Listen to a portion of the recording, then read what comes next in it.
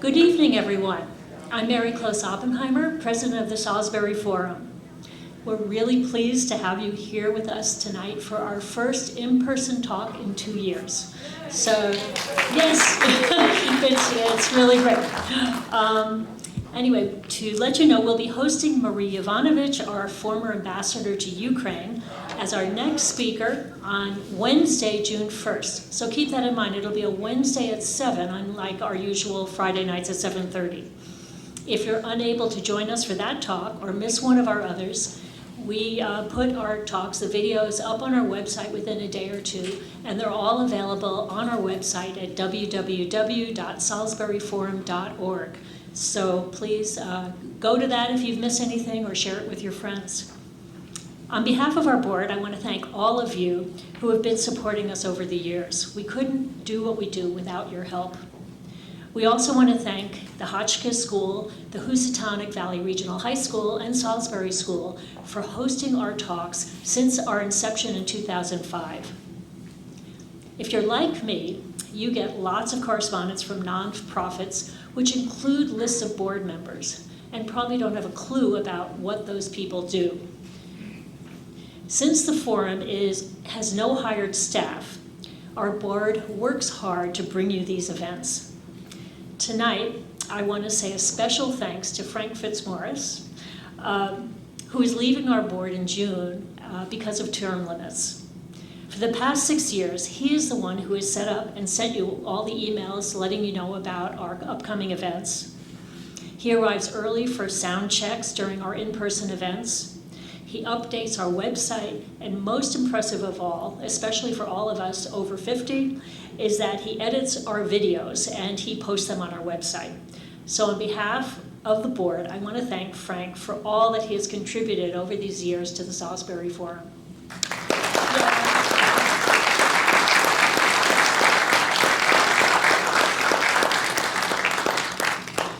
Many people have asked how we find our speakers. Sometimes we seek out speakers on topics of interest. Sometimes people tell us about a great talk they've heard. Sometimes our audience makes suggestions or volunteer themselves. And sometimes, like tonight, our speakers are known to some of our board members. We welcome your suggestions, and please don't hesitate to let us know about a great speaker you think our audience will enjoy. We're very fortunate to have Thomas Shapiro with us tonight. He's a professor of sociology and public policy at Brandeis University. Tom's passionate interest in racial equity began with a childhood experience seeing Mexican farm workers, which then led to studying the citrus industry in post-apartheid South Africa, and then to many other topics, but his current research on the Department of Agricultural discrimination against Black farmers is where he's working on now for his next book.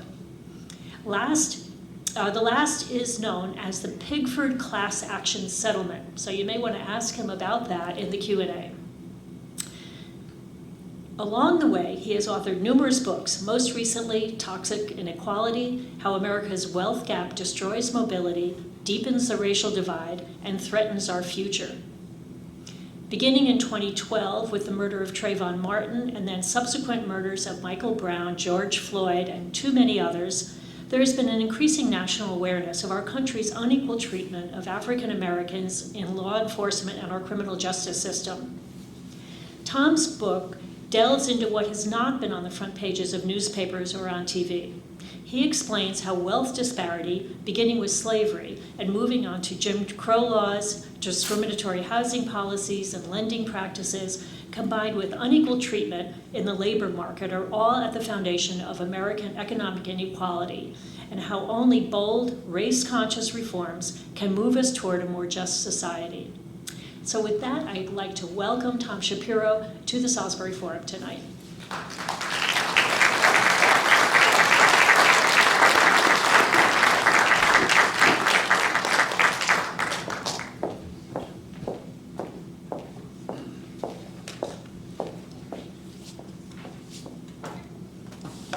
Good evening. It is a pleasure to be here, especially as a re-inaugural event of the Salisbury Forum in person.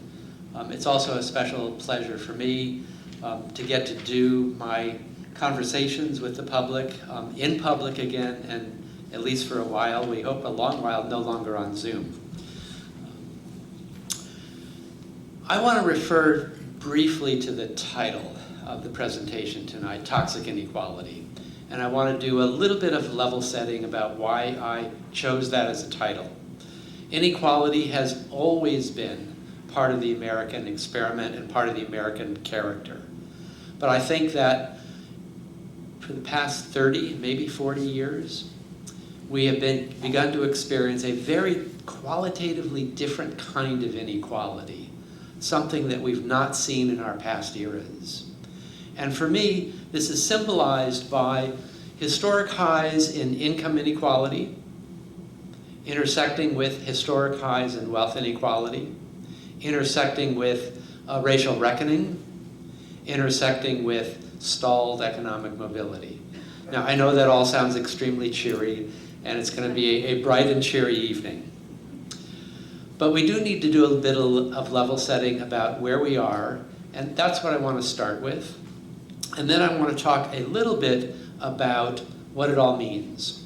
And I want to end a lot more optimistically about the future in front of us, and in fact, what is being done, and the further steps that can be done to ameliorate, if not end, racial wealth inequality. So I'm going to start with some data, and I promise you they're only, I think, 3 slides. There's a little bit of animation in them. But I think it's really important to level set where we are with some of the data. So where I want to start with is a gross overview of the making of economic inequality in the United States. And the first slide that's up now, and go to the first line in there. What we wanted to measure here is the difference between the creation of wealth, that is productivity, versus or compared to average worker hourly pay income. And you're going to see with the next slide, from the period immediately after World War II up until the middle to late 1970s, those 2 lines look relatively on top of each other.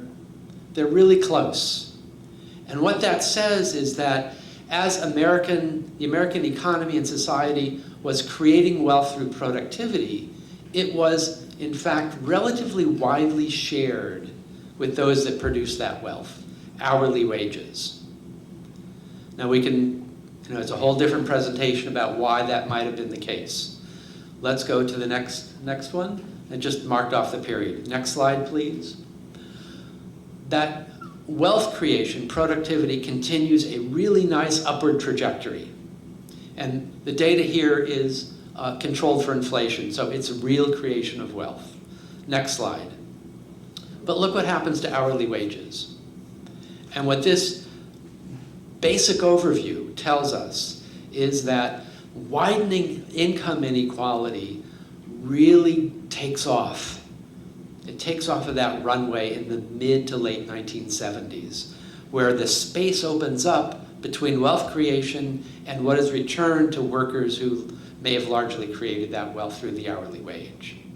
So next slide, please. And it just indicated that wealth grew by like 256%, where income grew like 116%. And that's the gulf, the widening, rampant gulf of income inequality. This second chart level sets about wealth. And what we mean by wealth is everything of material value that can be sold, we can put a price on, minus all debt. So if you own a home, you subtract the mortgage, and what's left is home equity. If you own stocks or bonds, unless you borrowed money, that's part of a family's wealth. And so that's what we mean by net worth or net wealth in the United States. The first line, first bar, if you will, is the median wealth for African American families and individuals. $24,000. Median, half above and half below. The mean would be a very different figure. We could have a question about that if folks are interested. The next bar is about Hispanic or Latinx families, and it shows about $36,000. Next bar, if you will, looks at the median for white families. We get up to $188,000. Now, those are numbers, and there's some pretty devastating numbers. I think a good capture of the relationship there is that the average, right in the middle, half above and half below, black family has about 12 cents, a dime and 2 pennies, for every dollar of wealth that median white family has. All right, 12 to 13 cents on the dollar. Next slide. As devastating as that might be, that data is what we call cross-sectional data. It captures a sense of reality from a nationally representative data set only at one point in time. Right?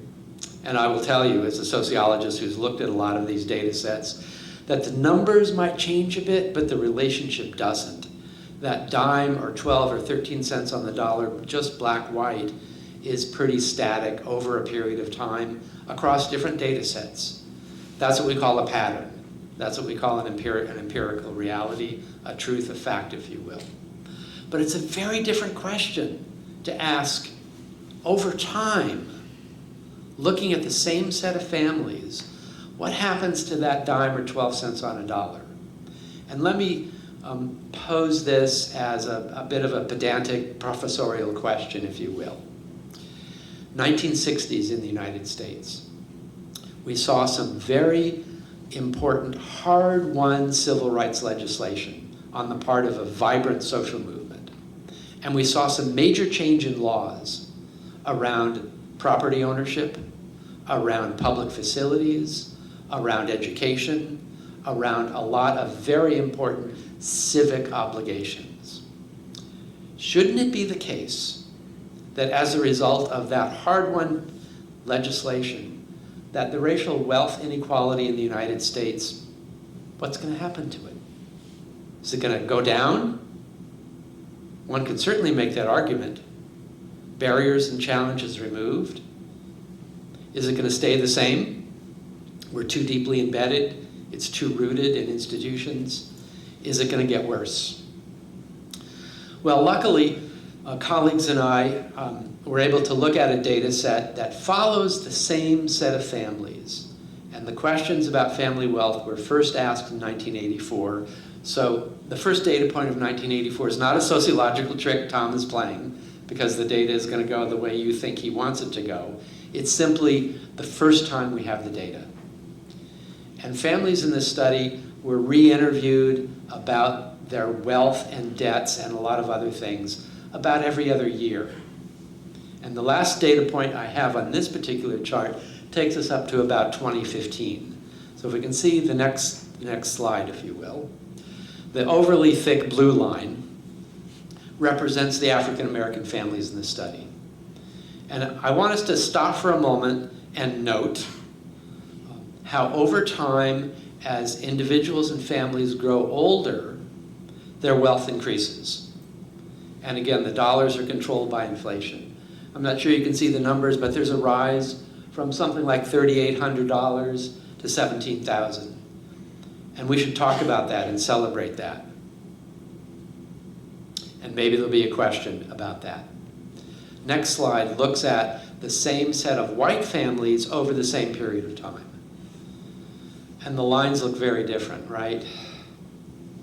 Such that, next slide, the racial wealth inequality as measured in 1984 in this set of white and black families, and that's the only, I'm not putting Latinx data up on this at the moment, opens up at $84,000. And that's the ladder I've got there. Next slide, look what happens to it nearly 3 decades later. As people are experiencing American policy, American history, American culture, American schools, American tax policy, arguably experiencing similar sets of policy and structural implications.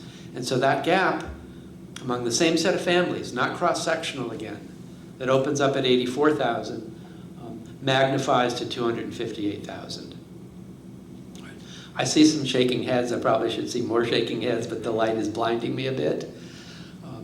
When we analyzed this, what accounts for the opening of the space in the middle between the two lines, the largest driver of the increase from 84,000 to 256 is home equity.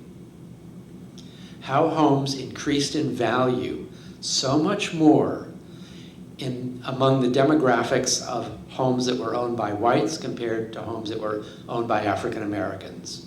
So part of what we need to talk about as we approach this serious conversation is residential segregation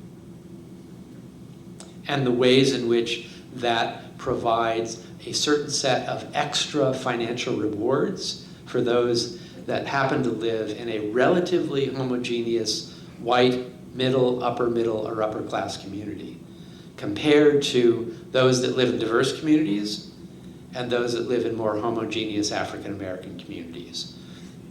The story is also that in most communities over this long period of time, home equity increases, except for some very poor home ownership communities in the Black and Latinx communities. But those are relatively isolated.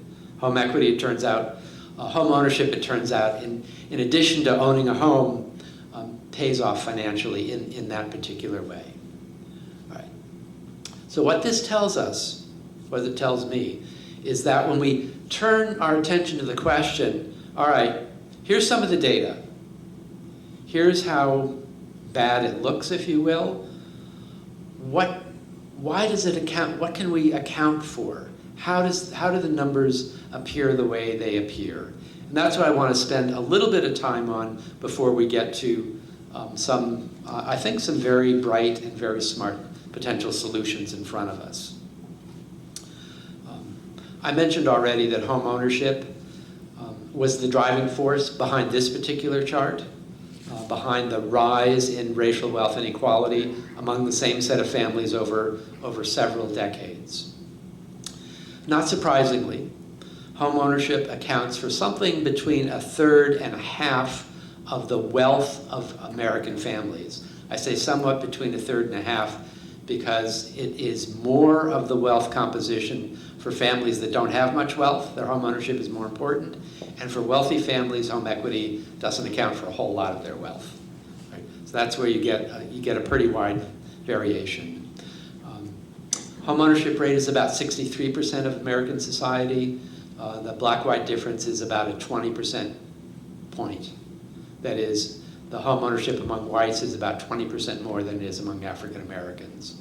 So home ownership, property ownership and property development, residential community, the way zoning impacts that, plays in a very, very important part of this story. And I would suggest really honestly and really transparently, residential segregation is probably the hardest reform to make in American society, in my estimation, because so much is involved with that. And again, if people would like to tee up a question and a deeper conversation about that, I'm very open to it. Also in here, in addition to home ownership, I want to emphasize a little bit about structure and policy. And I want to give two examples. And the examples I want to give are those that show how a legacy or a history of public policy in the United States isn't just about something in the past, but it's about something that sets structures and opportunities today and into the future. So the first one I want to talk about briefly is Social Security. Social Security Act passed about 1934, 1935, and it was a big part of the Franklin Delano Roosevelt New Deal. And what it was meant to do was to provide, in his famous phrase, one peg of a three-legged stool for senior economic security. It wasn't supposed to provide economic security for all elderly people, because there were supposed to be other parts of it. But nonetheless, it was and remains the major American policy for senior economic security and a lot of other things as well. Social Security is passed. And mostly we have the notion that it was a universal program. all workers could be eligible for it. That wasn't the case. It wasn't near the case. In the law, what written into the law was the exclusion for certain occupations that would not be eligible for Social Security. Agricultural workers and domestic workers were two prime ones. Occupations where large numbers of African American workers were concentrated. So the law is written in a way that doesn't say we're going to discriminate and blacks can't apply. It's not written in a way that says for whites only. But the impact of it is that it sets up a structure that carries through to this day, I would suggest, where African American families and Hispanic families initially were not eligible for Social Security.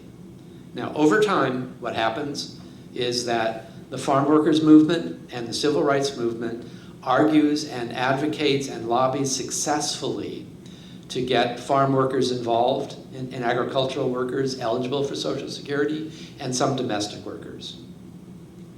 But that didn't happen until the mid to late 1960s. Right. Second example I want to use takes us back to the structure of residential segregation. Also during Franklin Delano Roosevelt's New Deal, the Federal Housing Act is passed in 1934. And what the Federal Housing Act does is that it changes forever, well, maybe not forever, but it changes for a long period of time, the conditions upon which American families can buy homes. Prior to the FHA, the Federal Housing Administration, to purchase a home in the United States, somebody had to come up with about 90% cash to buy a home. And they could then float or get a 5 or 10%, usually a 5-year note from a bank. So not surprisingly, yes, we're in the Depression, but also not surprisingly, the home ownership rate in the United States is not very large. FHA comes along, and it flips the terms. And what FHA says and what it allows through some other regulations and implementation is that now American families can purchase a home putting down as low as 5 or 10% and borrowing the rest, not on a 5-year note, but on a 30-year note. The Depression and World War II ends. The American economy starts to boom, and the home ownership rate zooms up. Largely because of economic prosperity, but also because of the change in the terms. All right. Now, FHA has a challenge. The Federal Housing Administration Act was to guarantee to banks that if the loans that they gave on different terms, on the 5 or 10% down, 30-year notes, if those homes went belly up, the federal government would guarantee that the banks would get their money if they were insured under FHA. Right? So now think about this. FHA now has to determine what's a good risk for home ownership, what's a bad risk, and what's a moderate risk. All right. So literally, I really, the books and scholarly literature is just really coming out on this. There are a lot of interesting stories. Some academics were set with the task of defining how you define risk in home ownership. And what they came up with was that homes would be high risk if they were to be purchased in low-income communities that were diverse or communities of color. A low-risk home would be the opposite. It would be those homes in communities that are middle class and above, relatively homogeneously white, and large percentage of homeowners. Right? Whatever level of residential segregation that the ancestors brought us through Jim Crow and enslavement now becomes cemented into the structure of American policy by that system of how the FHA defined risk. Residential segregation becomes embedded in that moment and lives with us very actively and very dynamically in the wrong way with us today. Right. That's the way that we can think about something that was produced almost 90, 85, 90 years ago, has a legacy that continues living with us today, and unless very deep reforms, deeply rooted reforms are made, are going to continue to live with us. All right. Depressing part's over, I hope. I want to turn to what we can do. And for me, as I was talking to the students and some board members over dinner a little while ago, the optimism that I draw and the passion that I come with as a guy that's getting up there in age comes from seeing what's happening with advocates and organizations and policy pilots and policy demonstrations all across the country. There is a whole lot bubbling up under the surface. There's a whole lot of interesting policy, big, grand policy that's being tried. I would suggest that there are policy developments before us today that we couldn't have had a real serious conversation about 5 years ago. Pre-Black Reckoning, pre-COVID, pre-recovery package, which threw a whole lot of money and dwarfs in financial capacity some of the things that I'm about to talk about. So, in policy, I like to think in two directions.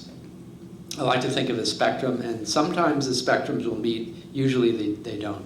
They're policies that I call mobility policies. They're ways of helping families individually move ahead or communities move ahead. And then there are policies that are much more grounded, their North Star, if you will, is equity.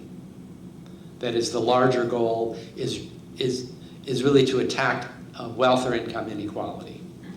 And some policies I'm about to mention do one or the other. Very, very few do both, although they have the potential. Let me start with baby bonds. Who here has heard of baby bonds? Give me a quick nod so I know how deep or not to go on it. All right. Baby bonds, they're actually pilot and demonstration programs in a couple of cities. It's an idea that grew out of a couple of colleagues in the economics profession. And the idea is that at birth, every individual would be given a bond or a pot of money, approximately $1,500 or so. And that every year until they reach the age of 18, more money would be added to that. And it was the idea, as it was first really proposed, was that initially everybody gets the same amount of money, but every year after that, the money is calibrated according to the wealth or the income of the family, so that it starts universal, but it becomes equitable, much more equitable over time. Senator from New Jersey has introduced this. The governor of the state of New Jersey has also introduced this in his state legislature. It's gone nowhere yet because it's pretty bold. We have done some modeling, some estimation about what that policy would have done had it been implemented 18 years ago. By the way, in the baby bond design, a family or the individual can't use the money until they turn 18. And when they turn 18, they mostly can use it for educational purposes, business development, later home ownership, and then they can eventually roll that over into old age pension or some kind of pension fund. Baby bonds, under certain designs, have the great capacity to close racial wealth inequality. It's a huge investment, and it's very provocative and very controversial, as one might imagine. There's a lot of money involved. And it's a kind of policy that gets at both mobility, it helps the families and the individuals involved, and has the North Star of equity at the same time. Another policy, one that we had some recent experience with, is the children's tax credit. The children's tax credit has been law in the United States for a couple of decades now, but it's been fairly limited in who is eligible and in the amount of money that was allocated for each child. Under the President Biden's recovery package, the childhood tax credit was greatly expanded to millions of more eligible families, and the amount of dollars each child was eligible for was also greatly expanded. Now, unfortunately, in my view, there was a sunset clause in that piece of legislation where about after a year, the childhood tax credit, that those expansions would go away, and it would go back to its original form. Congress has not seen fit yet to renew it, although it is a topic of quite heated debate. The data is very clear that in the year or so that the childhood tax credit was greatly expanded, childhood poverty was reduced by about 40%. That's a good number. That's a good number that tells us we know how to design effective policy. We know how to implement it, we know how to administer it, and we have some really good ideas about what the results possibly could be. So there's another idea. Not one that came from a mountaintop, but one that we have experience with already in the United States. Another one, let's talk about student loans for a moment. The fastest growing form of debt in the United States today is student debt or student loans. And we can have, I think, probably a very provocative debate, if you will, about whether student loans should have existed in the first place and what we should do about it. I'm just here to tell you that when we do the analysis of it, that student loans bear a much heavier burden on young African American students. The debt they carry lasts a lifetime. There's a higher percentage of African Americans who are in college or have gone to college that bear student loans than there is of whites, and the median amount of that loan is larger. We did one study in some of the work that we did that showed over 20 years, a long period, relatively long period of time here, 20 years after college graduation, the amount of student debt left among whites who had borrowed, who had student loans as students, about 95% of their debt had been paid off. Among the same set of African American college graduates, about 95% of their original debt still remained. This is among college graduates. And it tells me that there's a big difference in the situations and circumstances, even among college graduates, black and white, of the family that needs support, the family that doesn't need support, of some inheritance that may or may not happen. So, which brings me back a little bit to inheritance, because I do want to get to talk a bit about the tax code. Approximately 47% of whites either have received an inheritance or expect to receive an inheritance. And I'm a little dubious of data that says people say they expect something, but this is what the data says. So we can take it with lots of grains of salt. 47% of whites have either already received an inheritance or expect to, compared to 16% of African Americans. Right? The past, in the form of wealth, that legacy, moving itself into the present generation, and will undoubtedly continue generations after that. Among those that have already received an inheritance, the average, the median amount of inheritance for whites is about 200,000 compared to about 100,000 for African Americans. So we have the disparity first of those who have received an inheritance or expect an inheritance. You know, it's about a 30% swing difference. And on top of that, a difference when one does inherit wealth, that $100,000 or so difference. So that's a beginning of a case, I think, for reforms that need to be made in the tax code around how inheritances are handled or how they're not handled. Other pilots or demonstrations that are currently going on in the United States that I think are very promising, and I just want to mention a couple here. Guaranteed income has become a popular boutique pilot or demonstration program in many urban cities in the United States. New York City is about to expand one that it started on a pilot basis. St. Louis has one.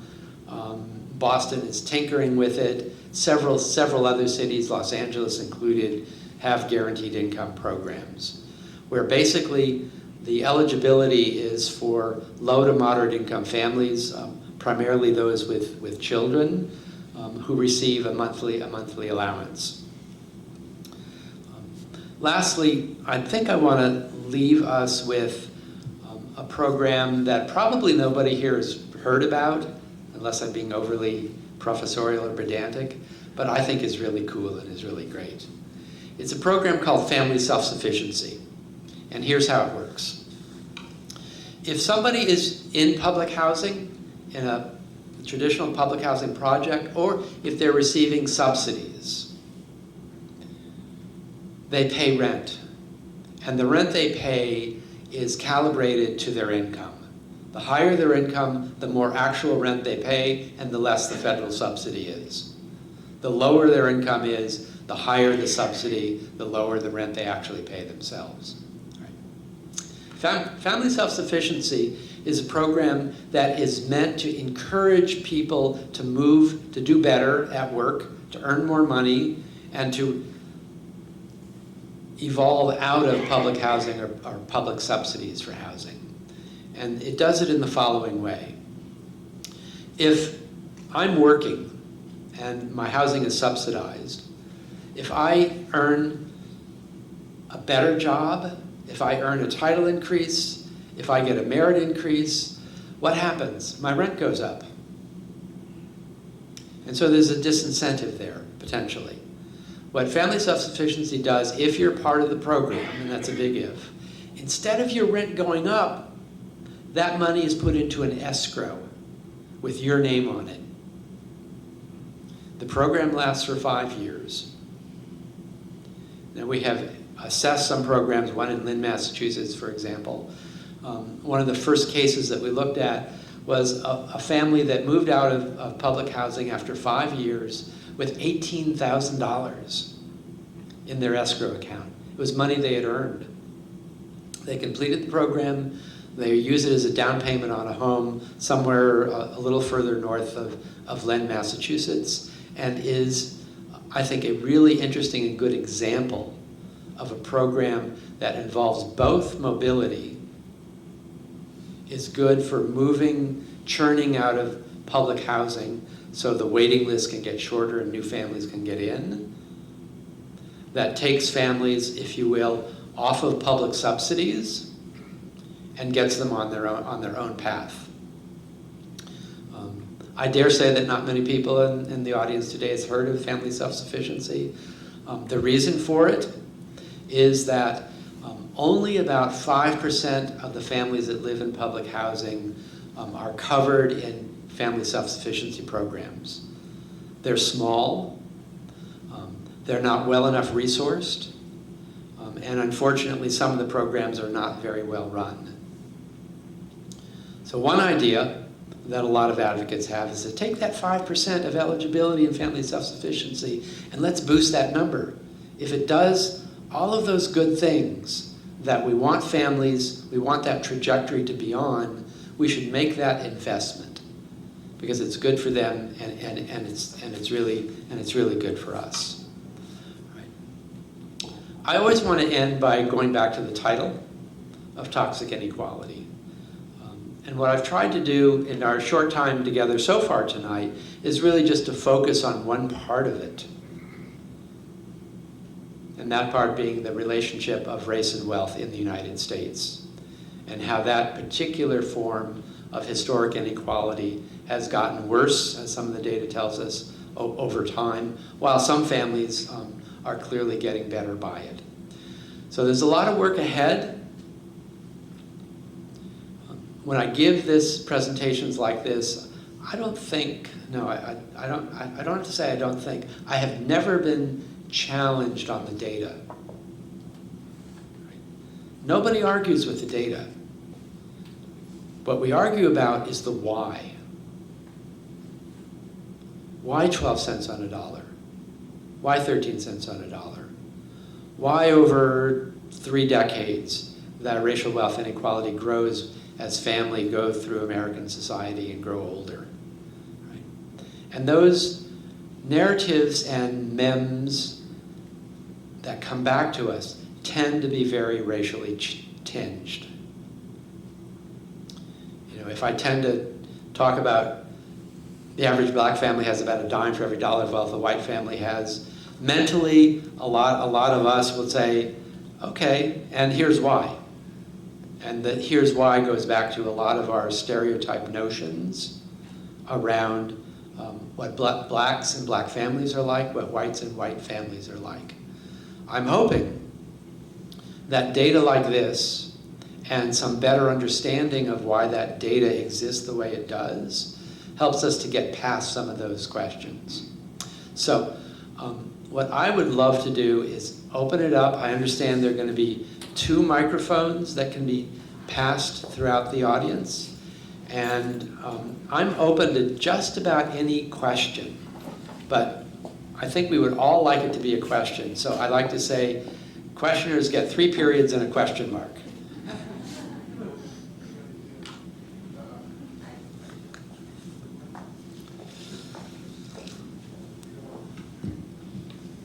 Hi, my name is Marcy.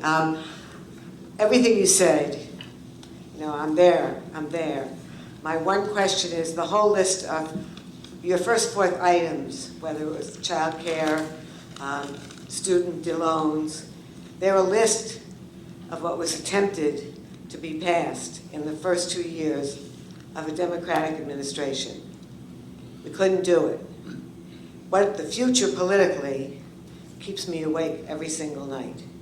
So if the future politically proves to be what's looking like it's happening, and we couldn't get these policies, that most of the people, I assume, in this room would have no dispute, are with you 100%, but the political reality is not going to match the ability to achieve those goals. What does that do over the next 10 years to your charts? So great question, and obviously a great challenge for all of us.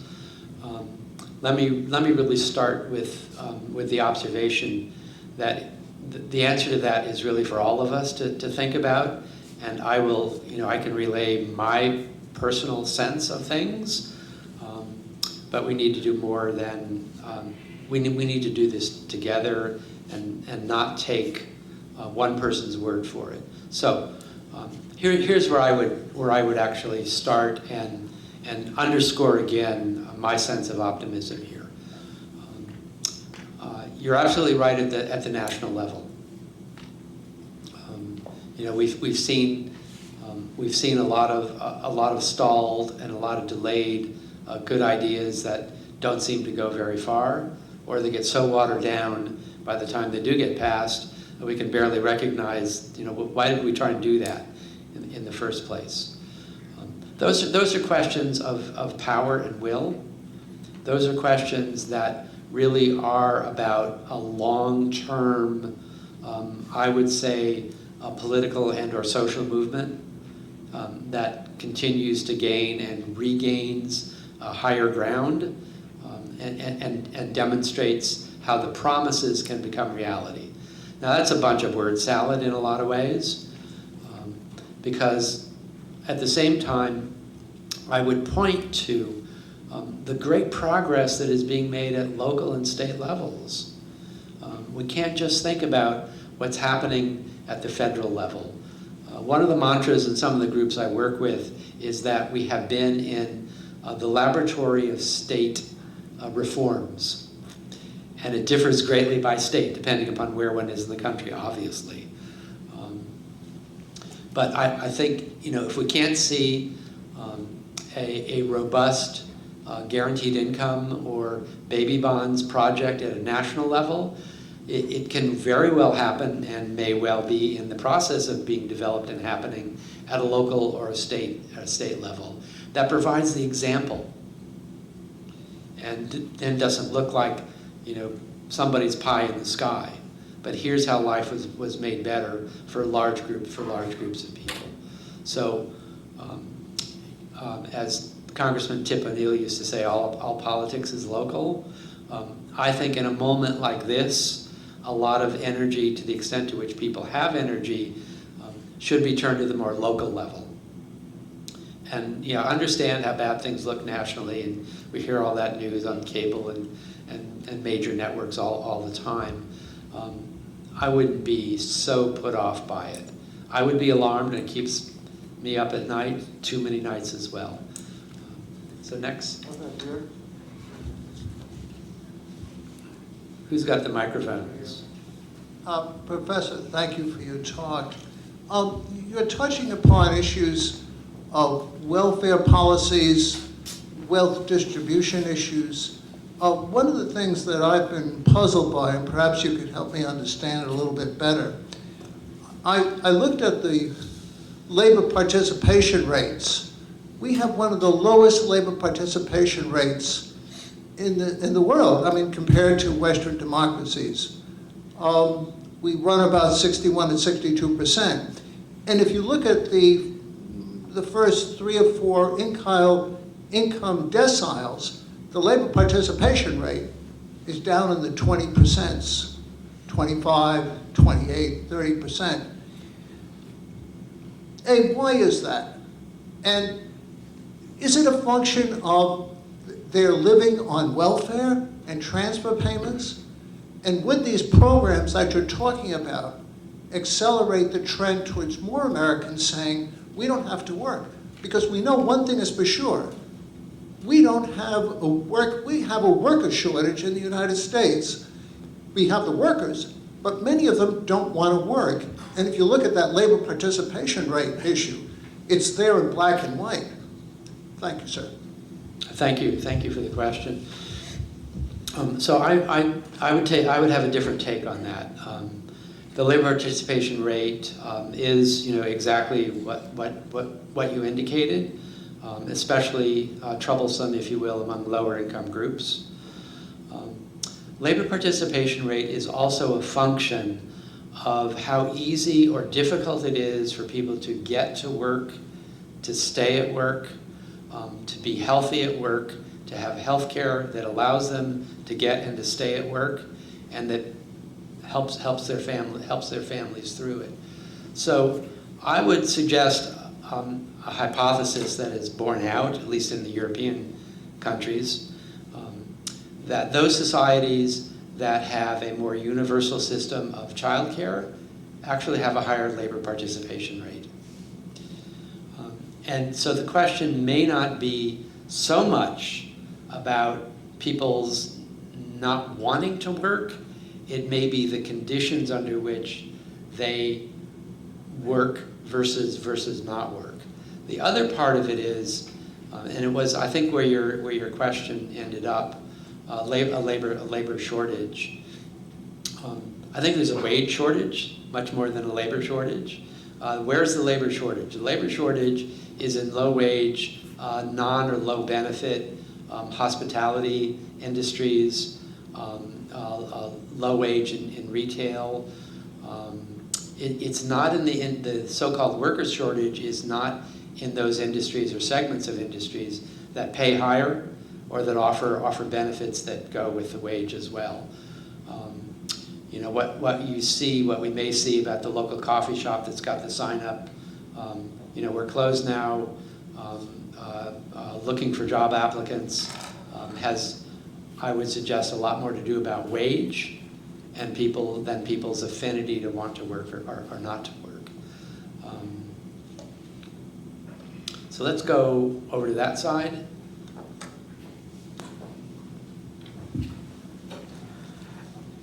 You mentioned, you know, one of the biggest things that moved the needle was the government supporting a 30-year mortgage market.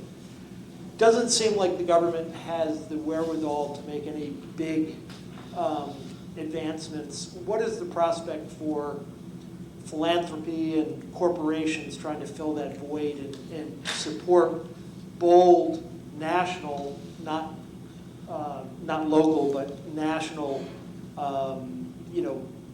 movement, financial tools that might be able to, mimic what the 30-year mortgage did for home ownership? Yeah, great question. I think there's a lot of tools and a lot of space there for us to talk about. I would start with the tax code, and I'm going to keep pounding it up because I want to go back to that. Because that's one of the major structures upon which home ownership becomes possible. So through the tax code, the interest that people pay, like myself and maybe some of you, the interest we pay on our mortgages is tax deductible. So what does that mean? The higher the tax bracket we're in, the higher percentage of that interest is deductible. The higher the mortgage is, the more we're going to get back from the federal government. Right? So in maybe not exactly literal terms, but figurative terms, the federal government is subsidizing home ownership among those that can afford homes in the first place. Maybe not homes as big, but those that can already afford it. So one approach would be to take that subsidy, and we're talking, I forget the latest figures, but it's in the tens of billions. With some reforms, it's actually gotten smaller in the last couple of years. We can take that pot of money that we use now for the social good of home ownership and say it should be for housing security. We should think of a way that to use that money for first-time homeowners, use that social good for renters and housing stability, not just to subtract the interest from one's taxes. Right? Take the investment we're already making and design it better. Now, the reality is there's a mortgage industry, there's a banking industry, there's a real estate industry that doesn't like that idea. Right? There's a construction industry that could like it, but that's a different set of calculations. That's on the big tax policy side. There are, I think especially in cities, there are a number of programs for first-time homeowners that allow them to buy, to use as a down payment, even less sometimes than 5% if their credit looks okay. The programs that even provide some subsidies, local subsidies for first-time homeowners. And those are the way, breaking into a housing market in most cities in the United States, here included, is extremely tough without what? Without some form of inheritance. Without a large down payment coming from parents, aunts or uncles or grandparents. In work we've done, that bears itself out. Among both youngish white and African American homeowners receive some kind of financial assistance. Homes are just too expensive in most parts of the country. So that's part of the space that needs to be attacked there. That's really, if you will, on the demand side. On the supply side, we should be doing a lot more around things like zoning, around providing a more flexible, cheaper capital to develop new homes and new rental associations, all across the board. And I think those would begin to help. But again, we come into some very vituperative local battles about, affordable housing. Yes, we love it in theory, but not in my neighborhood. And I think we all can shake our heads. We know about that from friends, from our neighbors, from wherever. So I think there's a lot of conversations that need to happen around that.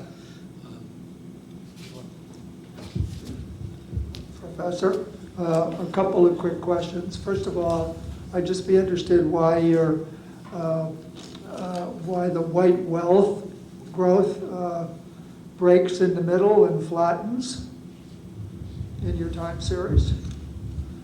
It was the 2007 recession. and housing implosion. Okay. That was, if I recall, those data points are really almost wholly explained by the temporary loss in home equity, and that affected the wealth of whites more than it did the wealth of African Americans because the home ownership rate was higher, and that also affects some pension funds at the same time. Thank you. I've read about, but don't know enough about, and would be interested in your comment on one of your ideas, your hopeful ideas, where I've heard that some localities have had great success granting free housing basically to homeless or very low income people. And the results have been, they've gotten jobs, they've gotten stability, the kids have gone on to education. Just wondered if you know about those and could comment on whether you think they are in fact hopeful. Sure, thank you. Thank you very much for that. Yes, there is a relatively recent approach to homelessness that's known as housing first. Typically, the traditional approach to homelessness has been fear around the safety and neighborhood safety of neighborhoods where homelessness is relatively more rampant than in other neighborhoods, and to, if you will, concentrate those into, inns, shelters, or whatever. The housing first approach, it does exactly what you indicated. It will take a family and put them into housing for an agreed short period of time, but that's not all that happens in the housing first approach. Job training is a part of it. Aligning, networking the family or the potential workers in the family with decent jobs, so that in a prescribed period of time, if that works itself out well, that family can move itself out and provide that space to another homeless family as they become formerly homeless. Now, the evaluation of those programs and demonstration projects are really good.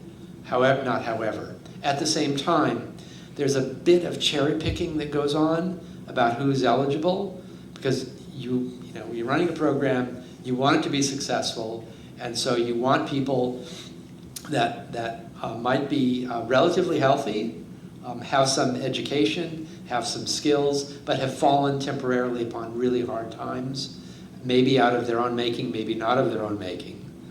And those are the folks that can be put in a housing first program, aligned with worker training, networked into a job, and the results can look pretty good, compared to an individual or family where there may be drug issues, where there may be mental health issues, where there may be issues that make them physically harder to work. And so those are some of the issues involved with the good track record. The other issue is scale. At this point, it goes back to the supply side issue, if you will. At this point, there simply aren't enough empty housing units to put people in, at least publicly. That scale doesn't exist yet. And so that's where that question would really intersect with your comment. Does anybody want to follow up on any of the questions and comments we've had so far? I just have one. Thank you. Yeah, I'm sorry, I just have one quick question. First of all, thank you so much. Don't be sorry. Thank you. Just to follow up on that family self-sufficiency, I'm wondering what you think. Do you think it would be a good idea if instead of renting, it could be restructured in such a way that the people could actually buy where they are? Do you think that would work? If in public housing, for example, instead of renting, I don't know, if you could restructure something, would it work? So at a local level? Yeah, I think in terms of design on paper, it may work. I really do think it's in the aspirational mindset of those in public housing to move out. so that it doesn't really necessarily meet their aspirations. Another side of that is family self-sufficiency families usually have young children, and the public schools that tend to be located near public housing are generally not, I'm being very charitable here, very generous, are not high quality. And so a lot of the reason, the animating aspirational reason for people to move out of public housing is to find not only housing for themselves, but a better school quality for their children. And so until we help solve that one as well, it doesn't, I don't think it really hits the aspiration quite that way. Now maybe if it's not what we think of as a housing project, but it's subsidized housing in a 3-decker or a small apartment building, maybe purchasing that could be a different kind of option.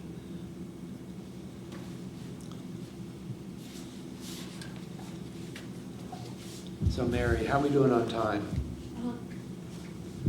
One here.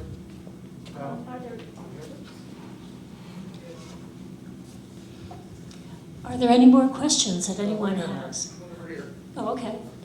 I just had one quick follow-up on the person who was talking about the 20% labor participation, because I taught in Waterbury and I'm living in a small rural town where I have interaction with people who are really poor.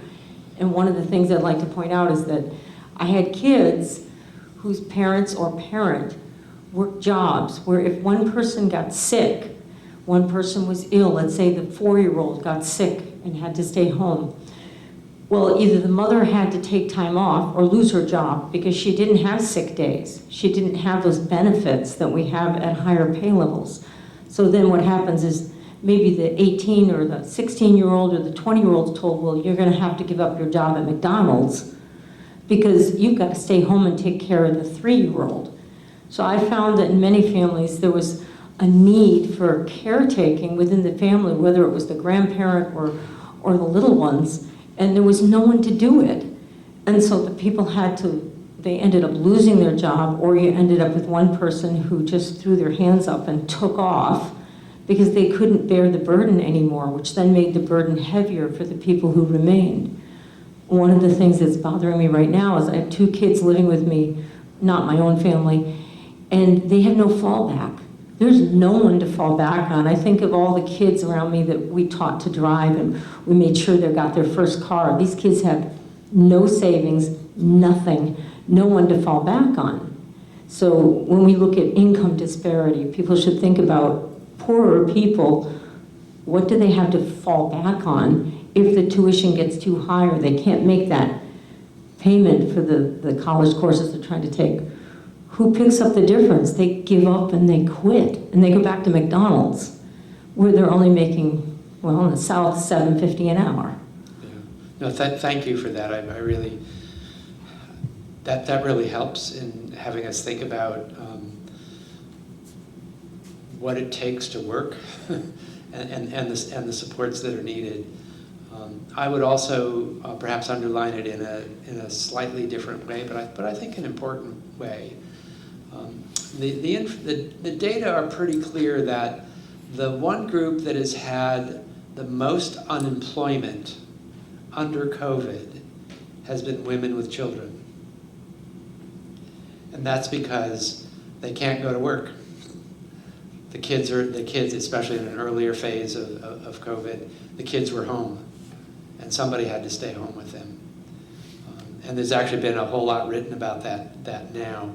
And it's I think it's an interesting phenomena that tells us a whole lot about the relationship between the structures that enable families and individuals to work and those that make it more challenging.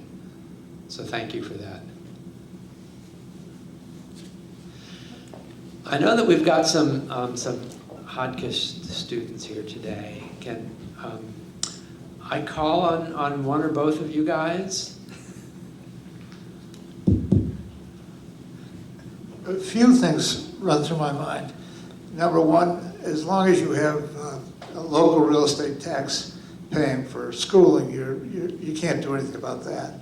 I'm wondering if you've looked at Canada, where they do not allow deductibility of interest on mortgages, whether that's worked. I'm also, there's a mindset in this country that everyone has to own a home. I think there are other countries where home ownership is a lot lower and that people rent homes.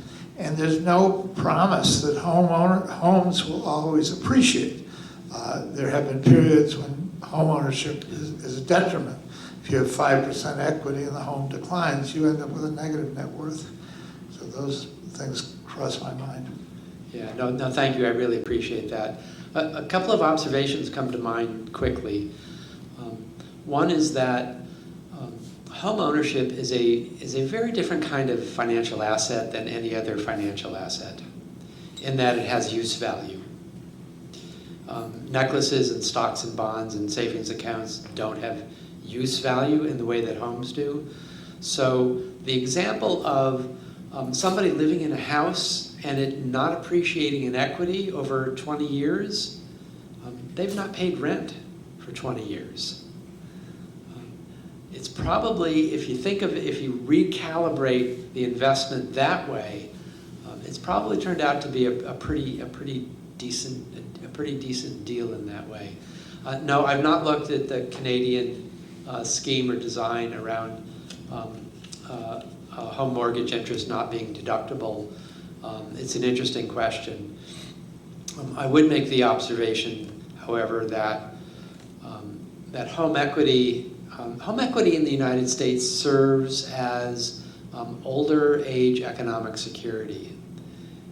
And I would suggest that, as a hypothesis that I know bears out, if we look at societies that have robust social assistance or social welfare programs for elderly people, whether it be housing or whether it be health care or whether it be anything else that elderly populations need, those societies actually have lower home ownership rates. In societies like the United States and Australia, for example, that don't have robust programs for older economic security, home ownership rates are higher because that's the way American families help to finance their old age. They cash out at some point. They move to smaller places, smaller apartments, and use that money to help themselves in their old age. I'll go back to Chloe or Vinit. Do either of you have a question? Sorry to put you guys in the spot, but we're old buddies now, right? So I have a question. From my perspective, what I've been perceiving is that people my age or slightly older than me are leaning towards being more mobile in their later years and not leaning towards settling down. Do you think that would be a trend in terms of people's preference or how much they want to have a home? And do you think that would affect the future trend of wealth between races?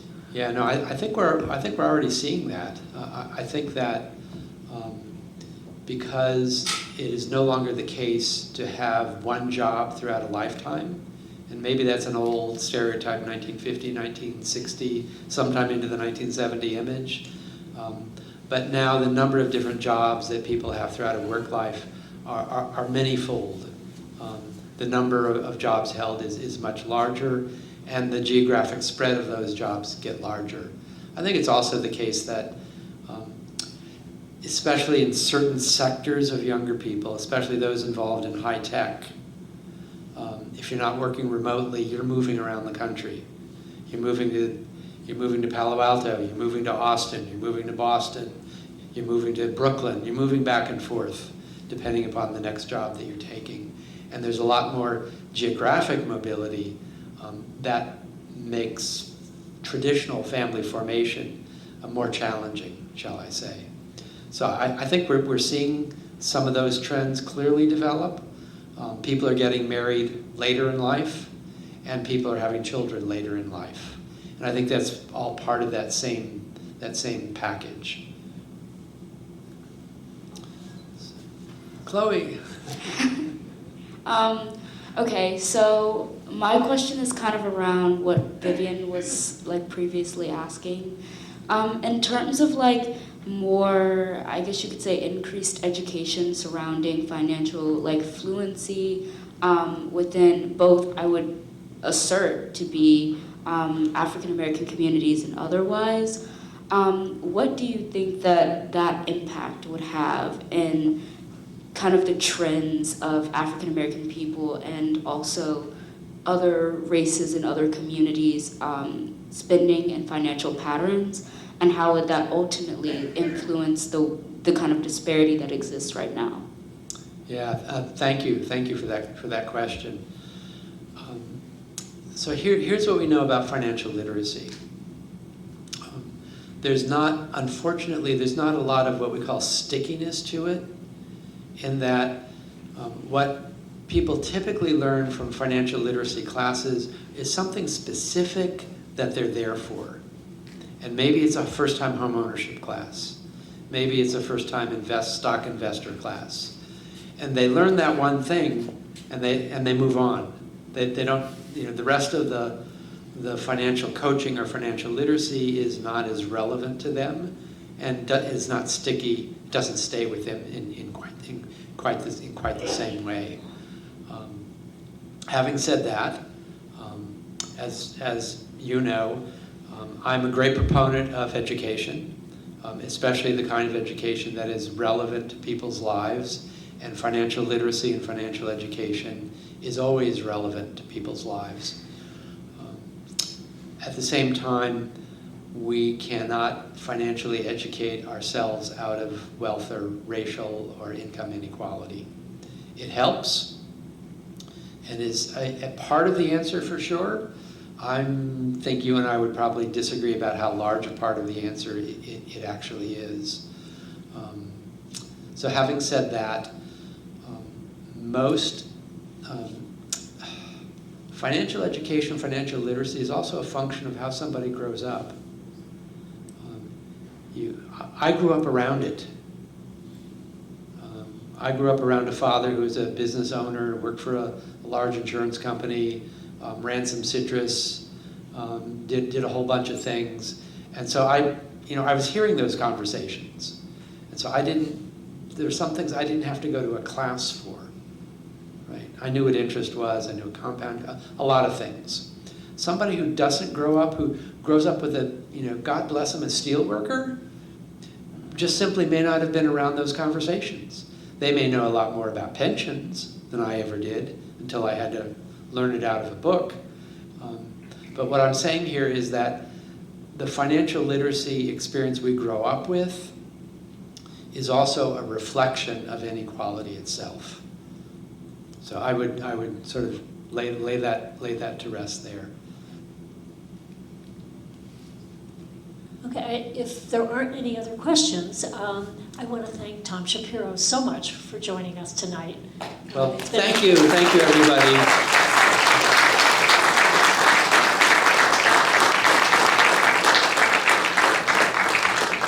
And also thank you everyone in the audience for having the courage at the end of our pandemic to come and join us.